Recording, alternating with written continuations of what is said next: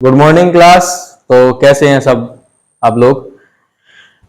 कल मैंने फिजिक्स का जो पहला चैप्टर है मात्रक और विमा उसको कंप्लीट किया था। उसका पूरा कंटेंट मैंने समझाया था सही से। आज उनके पीवाईक्यू लगाने के लिए बोला था। फर्स्ट ऑफ ऑल थोड़ा बात करते हैं जो वैकेंसी चल रही है इस टाइम। मेरे पास कॉल आई थी अभी और काफी मैसेजेस भी आए सर एनटीपीसी में लेवल 1 पे डालने के लिए। लेवल 2 लेवल 1 एनटीपीसी नहीं होता, लेवल 1 जो ग्रुप डी था उसी का नाम है। अभी इसके ऊपर पूरी फुल डिटेल वीडियो आएगी, एक सर बनाएंगे और मैं बनाऊंगा। उससे सब एनालाइज करके फिर जोन वाइज किस तरीके से क्या करना है वो सब उसमें बताया जाएगा। और बाकी यहाँ पर पीवाईक्यू देखते हैं, एक नेक्स्ट वीडियो आएगी उस पर आप जोन वाइज सब समझेंगे।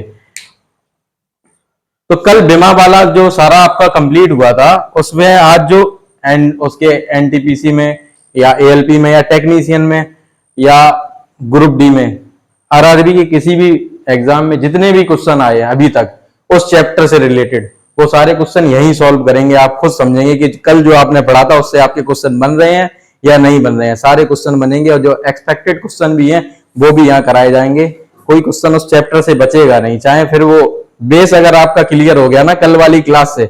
जो काफी टीचर 4-5 क्लासों में समझाते वो एक क्लास में दिया है। यही मेरे जो दूसरे सर है वो भी यही कर रहे हैं रीजनिंग में। जो 4-5 क्लास में होता है वो हम लोग एक क्लास में दे रहे हैं। चीज बेस क्लियर हो जाएगा तो सारे क्वेश्चन बनेंगे, चाहे वो फिर ऑप्शन एलिमिनेशन से कोई भी क्वेश्चन बचेगा नहीं। ये विथ कॉन्फिडेंस एंड विथ। तो देखते हैं अब हम लोग वो क्वेश्चन आप बना पा रहे हैं या नहीं, वो जो कंसेप्ट कल पढ़ाया गया उससे क्वेश्चन सॉल्व कर पा रहे हैं या नहीं कर पा रहे हैं, ये क्वेश्चन बताएंगे। तो अब स्टार्ट करते हैं हम जो आरआरबी में सारे क्वेश्चन आए थे, आरआरबी के पीवाईक्यू।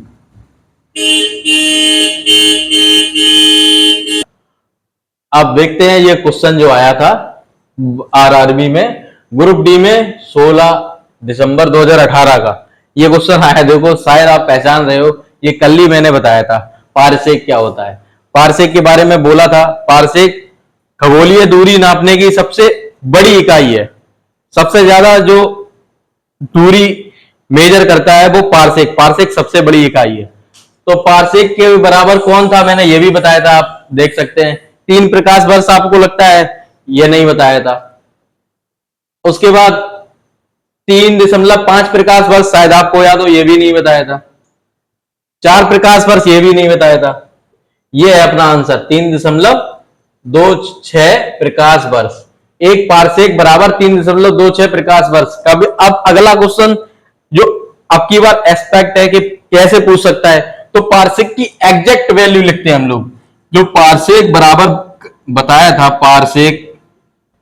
पारसेक की वैल्यू 3.08 और 6 गुणा 10 की पावर 16 मीटर। ये याद रखना। ये पूछ सकता है कि अब पारसेक की सबसे, तो इस बार जो आरआरबी का क्वेश्चन ये इंपॉर्टेंट है, पूछ सकता है पारसेक की वैल्यू। पारसेक की वैल्यू 3.086 10 टू की पावर 16 मीटर। और ये भी पूछ सकता है कि सबसे पारसेक क्या है। पारसेक सबसे बड़ी इकाई है, जो खगोलीय दूरी नापने की सबसे बड़ी इकाई है। ये भी आपको याद रखना है। सबसे बड़ी इकाई कौन सी है, पारसेक। अब आते हैं अगले क्वेश्चन पर। अगला क्वेश्चन क्या पूछा है, अगला क्वेश्चन देखते हैं। अब आते हैं अगले क्वेश्चन पे। ये जो ग्रुप डी का आया था वो था 2018 का। अब अगले क्वेश्चन पे आते हैं और किस तरीके के क्वेश्चन पूछे हैं। ये कॉन्सेप्ट कल ही बताया था हमने, वो क्लियर था, बोला था वो उस टाइम भी ये इंपॉर्टेंट है। और ये आने का तरीका दूसरा हो सकता है, पारसेक की डायरेक्ट वैल्यू पूछ सकता है।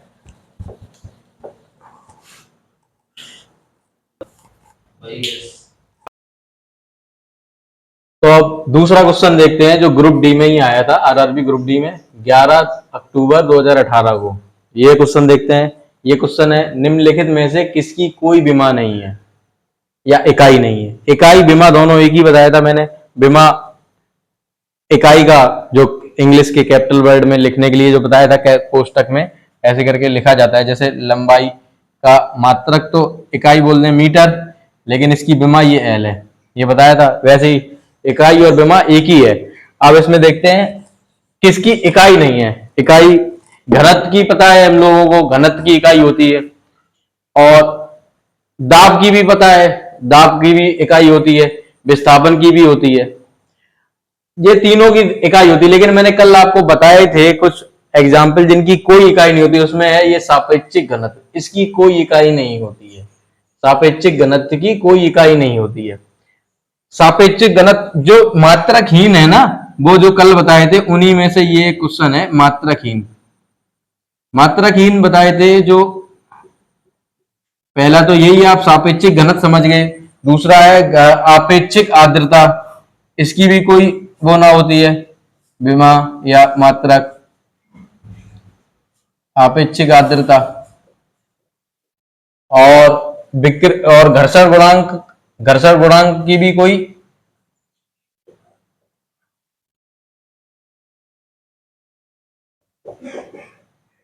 घर्षण गुणांक का भी ना कोई मात्रक होता है ना कोई इकाई होती है। विकृति, विकृति का भी कोई ना ही मात्रक होता है ना ही विमा होती है। सापेक्षिक घनत्व, आपेक्षिक आर्द्रता, घर्षण गुणांक और विकृति, इनमें से किसी का ना कोई मात्रक ना कोई विमा होता है। बाकी घनत्व आपको पता ही है, घनत्व का भी मात्रक होता है, और विस्थापन का भी आपको पता है, विस्थापन का भी मात्रक होता है। दाब, दाब का भी आपको पता है मात्रक होता है। दाब का जैसे बता देते हैं, आपको पता तो है, दाब बराबर बल बटे क्षेत्रफल, बल बटे क्षेत्रफल। अब बल की भी आपको पता है, F बराबर एम ए से निकाल लेंगे, एम ए, और क्षेत्रफल की आपको पता है मीटर स्क्वायर, इधर इसका रख देंगे, ये क्षेत्रफल मीटर स्क्वायर ये हो गया, और एम ए द्रव्यमान किलोग्राम, ये इसकी ये आ जाएगी kilogram metre per second square upon metre square, इसका आ जाएगा किलोग्राम मीटर इनवर्स, और सेकंड इनवर्स लिख सकते हैं, सेकंड की पावर -2 लिख सकते हैं, बटे में लिख सकते हैं। तो विस्थापन का भी आपको पता है, एल है, ये एल विमा है इसकी, और मात्रा किसका मीटर है। तो ये जो ग्रुप डी में आया था ये, तो अब देखते हैं अगला क्वेश्चन। जो अगला क्वेश्चन आया था एनटीपीसी 2016 में, ऊर्जा का मात्रक होता है। ऊर्जा का मात्रक आपको कल भी बताया था। ऊर्जा, ऊर्जा का मात्रक, ऊर्जा का मात्रक, कार्य का मात्रक, ये दोनों का मात्रक समान होता है। अब ऊर्जा का मात्रक आपको पता है कि जूल होता है, ये तो आपको देखते ही आप टिक लगाएंगे और आगे बढ़ेंगे, लेकिन यहीं आप गलती कर जाएंगे। आप इसके और भी ऑप्शन देखेंगे, इसमें क्या है, न्यूटन इंटू मीटर और किलोग्राम मीटर स्क्वायर पर सेकंड स्क्वायर, ये भी ऊर्जा के ही मात्रक है, तो इसलिए ये भी ऑप्शन था, ये सभी। लेकिन आप उस पर टिक लगाएंगे और स्पीड में निकल जाएंगे, वही क्वेश्चन गलत हो जाता है। तो इसको देखना है गौर से। जैसे जूल था, जूल आप खोल के भी लिख सकते हैं। ऊर्जा या कार और ऊर्जा दोनों का मात्रक एक है। कार W बराबर एफ एस होता है ना, एफ बल, एस दूरी। बल का मात्रक आपको पता है, बल M A into S. M, M का मात्रक क्या है, द्रव्यमान, द्रव्यमान का किलोग्राम। एक आपको पता था मीटर पर सेकंड स्क्वायर है ना, मीटर पर सेकंड स्क्वायर। और इधर ये एस है ना, ये दूरी का मात्रक है, इसका क्या है मीटर। एस यहां पर दूरी है, एफ बल है, एस दूरी है, डब्ल्यू कार्य है, कार्य का भी मात्रक जूल है और ऊर्जा का मात्रक भी जूल है। अब यहां देखते हैं, ये मीटर है, ये सेकंड स्क्वायर है, ये किलोग्राम स्क्वायर है। मीटर का इंटू में, मीटर का मीटर में गुणा हो जाएगा, तो इसका जो मात्रक बना किलोग्राम इंटू मीटर स्क्वायर पर सेकेंड स्क्वायर। अब आप देखें, यही तो लिखी है वैल्यू, किलोग्राम लिखते हैं, जैसे आपको बताया था ना, इसका ही जो जूल से ही निकाला है ना, इसका जो मात्रक था जूल, जूल से ही तो ये आया, किलोग्राम मीटर स्क्वायर पर सेकंड स्क्वायर, ये वैल्यू दी है। अब देखते हैं न्यूटन इंटू मीटर, जैसे एफ एस लिखा है ना, एफ डॉट एस, एफ का आपको पता है बल का मात्रक क्या है, न्यूटन भी है, और एस का मात्रक जो दूरी है ना, दूरी का मात्रक आपको पता है ना, मीटर होता है। तो यहां देखो, ये भी निकला है ना जूल से ही, ये भी निकला है जूल से, तो ये तीनों सेम है। इसलिए इसका आंसर होगा ये सभी। ये कल मैंने सारे बताए थे, ये देख रहे हो आप, सारे क्वेश्चन बन रहे हैं, एनटीपीसी का भी बन रहा है। अब आगे और देखते हैं अगला क्वेश्चन। अब अगला क्वेश्चन देखते हैं हम लोग। ये क्वेश्चन जो था ग्रुप डी में ही आया है 2018 में, 25 सितंबर को 2018 में ये क्वेश्चन आया है। इसको देखते हैं। इसमें पूछा है बल आघूर्ण के लिए कौन सा कथन सत्य है। बल आघूर्ण एक बल द्वारा एक अक्ष के परता घूमने को प्रवृत्ति को बल आघूर्ण कहते हैं। बल आघूर्ण के लिए, अब ये एक सदिश राशि है, इसका एसआई मात्रक न्यूटन इंटू मीटर है। बल आघूर्ण बराबर बल गुणा आघूर्ण या इसमें सभी। ये सदिश वाला जो अगला चैप्टर है मैं उसमें बताऊंगा, लेकिन अभी बताता हूं। ये बल आघूर्ण आप किसी अक्ष के परता या किसी के एक दिशा में ही घूमेंगे, आप ऐसे भी समझ सकते हैं। ये एक सदिश राशि है, बल आघूर्ण एक सदिश राशि है, लेकिन इसको मैं क्लियरली अगला जो चैप्टर है सदिश और अदिश का, उसमें क्लियर बताऊंगा। तो ये तो सही है कि हाँ ये एक सदिश राशि है। इसका एसआई मात्रक जो सिस्टम ऑफ इंटरनेशनल था ना, एसआई मात्रक, उसमें जो न्यूटन इंटू मीटर, इसका एसआई मात्रक ही है ना, न्यूटन एसआई मात्रक है, मीटर भी एसआई मात्रक में आता है। और एसआई मात्रक इसका जो है ना वो न्यूटन इंटू मीटर ही है बल आघूर्ण का, ये भी सही है। बल आघूर्ण बराबर बल गुणा आघूर्ण, आघूर्ण अक्ष भी बोल सकते हैं इसको, लेकिन आघूर्ण, ये दोनों, ये तीनों सही है। इसका मतलब ये सभी सही है। देख रहे हो इसका, ये भी क्वेश्चन बन रहा है इसका। अब देखते हैं इसके बाद नेक्स्ट क्वेश्चन, या ये सारे क्वेश्चन बनते हैं ऐसे।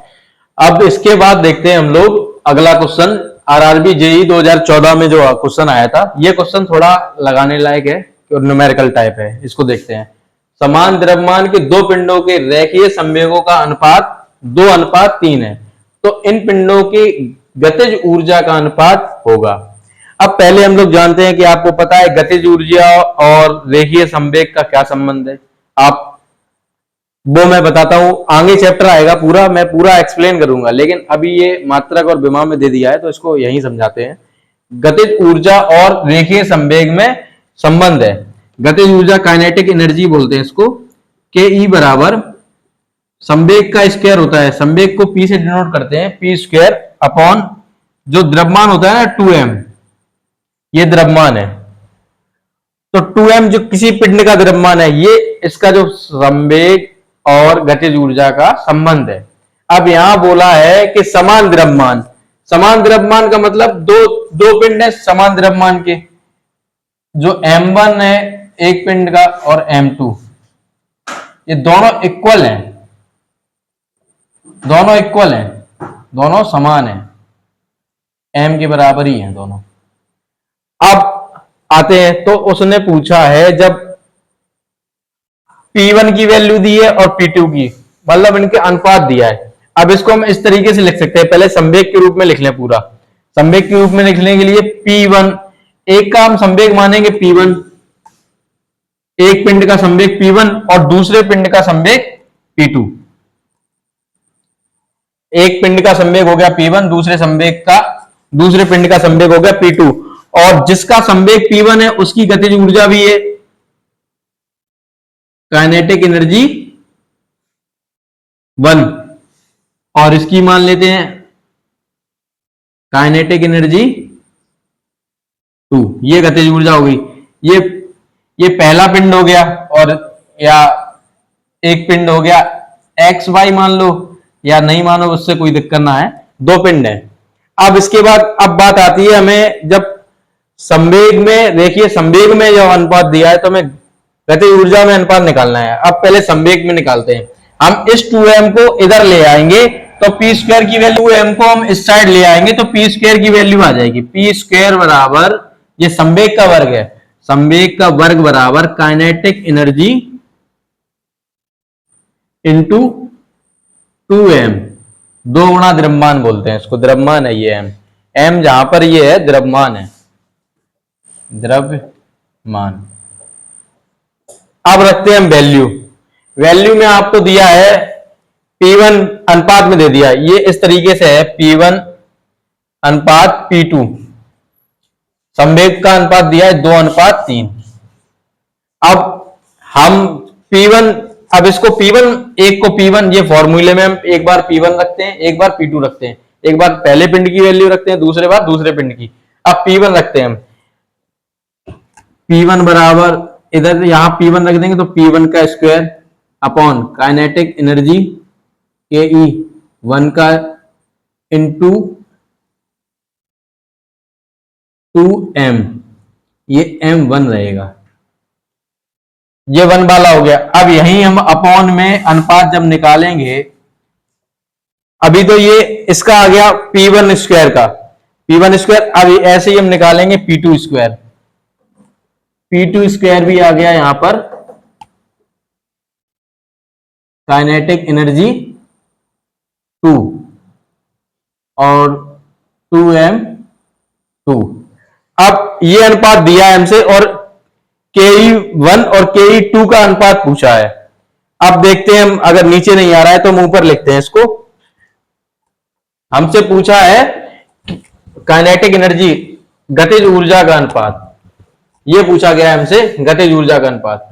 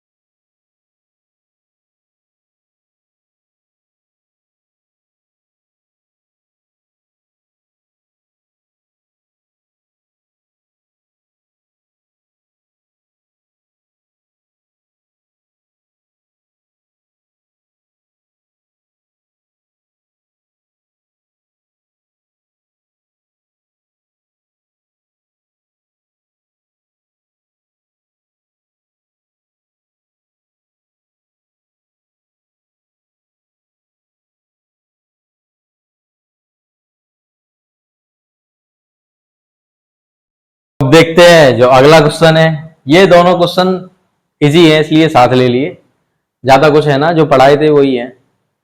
नैनोमीटर पूछा है, ये आया है टेक्नीशियन में, एएलपी में 2018 में, जो 10 अक्टूबर को 2018 को हुआ था उसमें आया था। नैनोमीटर आपको बताया था, नैनोमीटर 10 की पावर -9, ये तो देख के ही आप लगाओगे, बिल्कुल इजी था, इस क्वेश्चन में कुछ ज्यादा था नहीं। और 10 की पावर, ये तो सही हो गया, नैनोमीटर 10 की पावर -10 को आप जानते हैं, इसको एंगस्ट्रॉम बोलते हैं। एंगस्ट्रॉम बताया था आपको, एंगस्ट्रॉम 10 की पावर -10, ये एंगस्ट्रॉम का हो गया। तो ये क्वेश्चन तो इजी था, देखते ही लगा। अब अगला क्वेश्चन है, किसी वस्तु की गति की मूल इकाई क्या है? ये आया एनटीपीसी 2021 में, अभी आया था 21 वाले पेपर में। अब इसमें देखते हैं गति, गति आप जानते हो गति क्या है? गति दूरी बटे समय। अब दूरी बटे समय हम लिखते हैं, दूरी का तो मात्रक आपको पता है मीटर है, मीटर इसमें भी है, मीटर इसमें भी है, मीटर इसमें भी है, मीटर इसमें भी है। और समय का आपको पता है, समय का सेकंड है। अब सेकंड भी रहता है समय का, और पद्धति जब चेंज होती है या दूसरी सेकंड, सारी पद्धति में सेकंड तो सब में ही सेम था, लेकिन कभी कभार समय को सेकंड में ना देके घंटे में दे देते हैं। अब इसमें यही हो रहा है, देखिए आप, मीटर प्रति किलोमीटर ये तो कभी नहीं हो सकता, क्योंकि गति को आप जानते हैं, गति हम बोलते हैं गति बराबर दूरी बटे समय। समय ऊपर दूरी का मात्रक तो दे दिया मीटर, नीचे समय का और चाहिए, समय का सेकंड होता है। मीटर प्रति मिनट है ये समय, लेकिन ये मिनट में नहीं होगा, सेकंड में होगा, क्योंकि एमकेएस पद्धति में अगर मीटर है तो सेकंड होगा, तो ये गलत है। मीटर प्रति घंटा, मीटर प्रति घंटा नहीं होता है, किलोमीटर प्रति घंटा होता है, लेकिन मीटर प्रति घंटा नहीं होता। मीटर के साथ कभी घंटा नहीं आएगा, किलोमीटर के साथ घंटा आता है, तो इसलिए ये भी नहीं हो सकता। मीटर प्रति सेकंड ये सही है। ये भी कोई क्वेश्चन नहीं था, ज्यादा कठिन नहीं था, ये भी इजी था। इसी तरीके के इसमें क्वेश्चन है। अगला क्वेश्चन देखते हैं, अगला क्वेश्चन देखते हैं। अगला क्वेश्चन जो ग्रुप डी 2018 में आया था, 4 दिसंबर 2018 को आया था।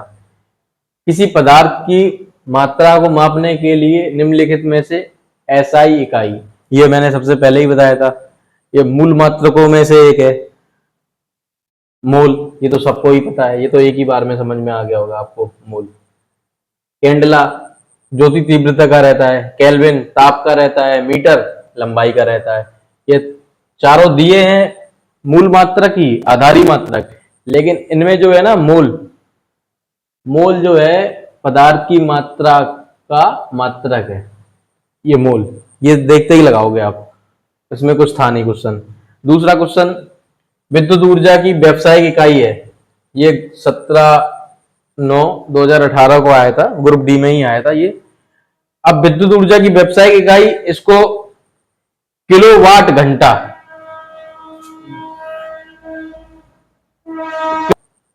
तो जो व्यावसायिक इकाई है इसकी किलोवाट इंटू घंटा।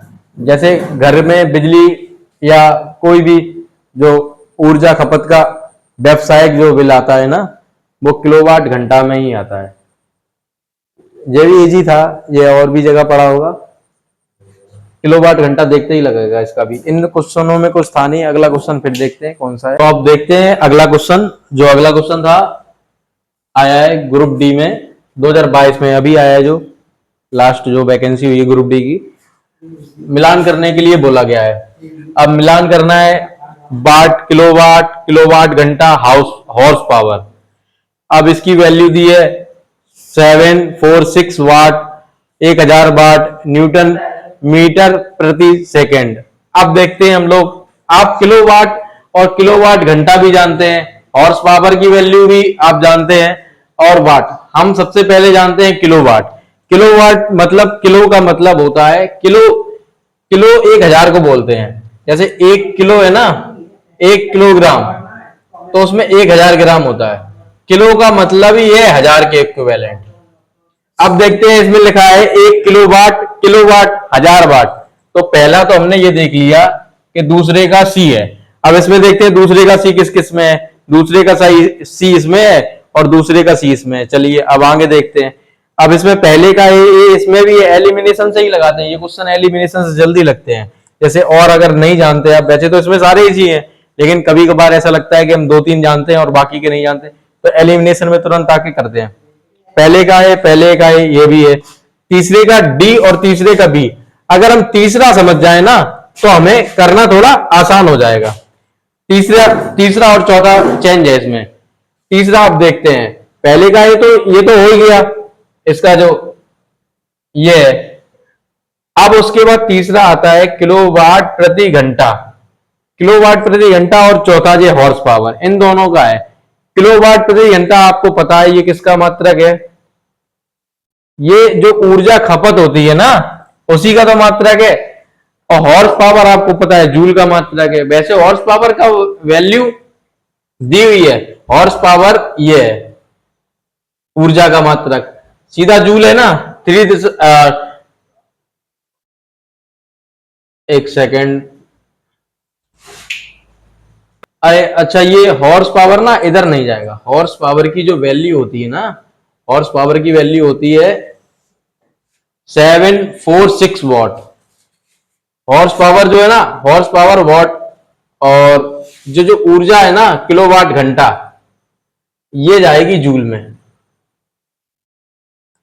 भाई मिस्टेक हो गया, वो जूल में जाएगी। किलोवाट घंटे की वैल्यू है 3.6 10 टू की पावर 6 जूल, और हॉर्स पावर 746 ये वॉट है। हॉर्स पावर ऊर्जा नहीं है, शक्ति है। शक्ति की वैल्यू होती है वॉट, बाय मिस्टेक चेंज हो गया था इसलिए।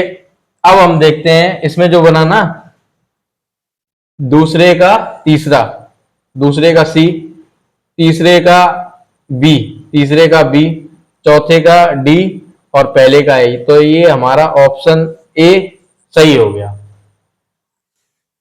बाय मिस्टेक हो गया था, हॉर्स पावर शक्ति की यूनिट है तो वॉट है, और किलोवाट घंटा ये ऊर्जा की है तो ये जूल है। अब अगला क्वेश्चन देखते हैं। अब आते हैं अगले क्वेश्चन में। जैसा आपने देखा, अगला क्वेश्चन है एनटीपीसी 2021, निम्नलिखित में से कौन सा मात्रक सम्मिलित नहीं है। मात्रक के बारे में पूछा गया है। डेसिबल आप जानते होंगे ध्वनि का मात्रक है, आप पहले भी पढ़े होंगे, नहीं आगे क्वेश्चन आगे चैप्टर आएगा उसमें क्लियर हो जाएगा। डेसिबल ध्वनि का मात्रक है, इजीली क्वेश्चन था, ये तो ठीक ही है। अश्व शक्ति, शक्ति अभी नेक्स्ट क्वेश्चन जो अभी प्रीवियस क्वेश्चन हुआ ना अभी जस्ट इससे पहले, उसमें शक्ति का था ना, अश्व शक्ति मैंने बोला था ना ये शक्ति की इकाई, वो बाय मिस्टेक हो गया था। लेकिन ये अश्व शक्ति जो है ना, जिसकी वैल्यू थी 746 करके, अश्व शक्ति वो है ना शक्ति की इकाई है, ये भी ठीक है। अब समुद्री मील, समुद्री मील नौ संचालन में दूरी की इकाई, आप इसको ऐसे याद रख सकते हैं, नौ, जैसे भारतीय नौसेना है ना, नेवी, वो समुद्र में ही रहती है ना, उसी से ये नौ संचालन, ये समुद्री मील की जो दूरी है ना वो, ये भी ठीक है। अब आता है डॉप्सन का नंबर। डॉप्सन ऊष्मा की इकाई नहीं होती है। ऊष्मा की इकाई आपको पता है, जो कार्य की इकाई होती है, जो ऊर्जा की इकाई होती है, वही ऊष्मा की इकाई होती है, जूल। अब आते हैं डॉप्सन पे। डॉप्सन, डॉप्सन क्या है? डॉप्सन मात्रक है जो वायुमंडल में ओजोन,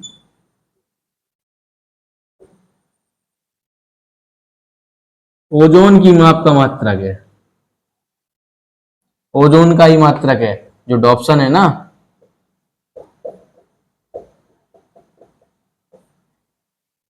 ये हो गए। अब ज्यादातर सारे क्वेश्चन हो ही गए जो आरआरबी में पूछे गए थे। अब बाकी जो अगर थोड़े बहुत क्वेश्चन आपको लगता है कि जो रह गए हैं, या वैसे तो मैंने अपने अकॉर्डिंग जो मोस्ट इंपॉर्टेंट क्वेश्चन थे वो सारे करा दिए, जो थोड़े फंसने लायक थे। अब अगर लगता है आपको कोई क्वेश्चन नहीं आ रहा है या और भी कोई क्वेश्चन है, आप कमेंट सेक्शन में आप टेक्स्ट करके भेज सकते हैं, या कमेंट सेक्शन में आप टाइप करके भेज सकते हैं, वो उसका सॉल्यूशन मिलेगा। अगर इन क्वेश्चन में आपको कुछ नहीं समझ में आया तो आप कमेंट सेक्शन में आप लिख के बताएं, वो उसका सॉल्यूशन अगले वीडियो में हम डाल देंगे। नहीं, जब नेक्स्ट वीडियो आएगी तो उसमें आपको समझाया जाएगा। वैसे मेरा अंदाजा है कि आपको सारा समझ में ही आया होगा। ये सारे इंपॉर्टेंट ही क्वेश्चन थे जितने कराए हैं। बाकी बेस देख लेना, अगर आपको कोई क्वेश्चन इसमें नहीं समझ में आया, मेरी जो पहली वीडियो डली थी उसमें देख लेंगे तो आपको सब समझ में आ जाएगा। और फिर भी नहीं आता है तो आप, ऑप्शन है आपके पास, कमेंट सेक्शन में बताइए, आप करते हैं। अब अगला चैप्टर कल स्टार्ट करते हैं। कल से स्टार्ट होगा सदिश एंड अदिश, सदिश और अदिश। ये वाला चैप्टर पूरा हो गया, मात्रक और विमा वाला ये कंप्लीट हो गया। अब इसमें जो भी आपको नहीं समझ में आया कुछ भी, या कोई भी चीज आपको ऐसी लग रही हो कि क्लियर नहीं हुई, आप कमेंट सेक्शन में भेजें, वो कंप्लीट कर देंगे। इससे कोई क्वेश्चन बाहर नहीं जाएगा। रेलवे का बेस तैयार है, हो जाएगा पूरा 2 वीडियो में, पहला चैप्टर खत्म। ये इतनी स्पीड में कंटेंट ही कंटेंट इसलिए दे रहे हैं क्योंकि सिलेबस को एग्जाम से पहले क्लियर कराना है और विथ क्वालिटी क्लियर कराना है। ऐसा नहीं है कि बस बोल दिया, सब प्रैक्टिस भी होगी। अभी चैप्टर के बाद तुरंत क्वेश्चन की प्रैक्टिस हुई, आफ्टर जैसे ही हम लोगों का सिलेबस कंप्लीट होता है उसके बाद फिर मॉक टेस्ट टाइप प्रैक्टिस। लेकिन वो एक क्वेश्चन जो स्क्रीन बोर्ड पे कोई भी एक भी क्वेश्चन आएगा ना, तो वो ऐसा क्वेश्चन होगा उससे 7-8 क्वेश्चन क्लियर होंगे। उस तरीके के क्वेश्चन लेके आएंगे। पहले हम लोग सिलेबस आपका बेस तैयार कराते हुए कंप्लीट करेंगे, 0 टू हीरो सीन चलेगा यहाँ। ठीक है, मिलते हैं फिर अगले क्लास में। Thank you.